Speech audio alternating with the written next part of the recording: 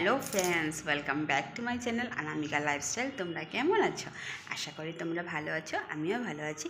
দেখো, আজকে আমি কাতল মাছের একটা রেসিপি নিয়ে তোমাদের সামনে এসেছি। আজকে ছোটো মোটো মিনি ব্লগ একটা নিয়ে আসছি তোমাদের সামনে। তো ব্লগটা হলো কাতল মাছের ভাপা। তো দেখো আমি কীভাবে বানাই।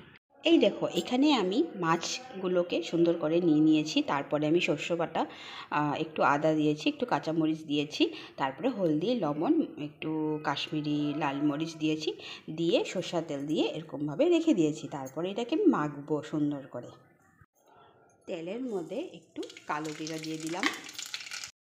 কালো জিরাটা দেওয়ার পরে তারপরে একটা একটা করে মাছটা আগে তেলে দিয়ে দিয়েছি।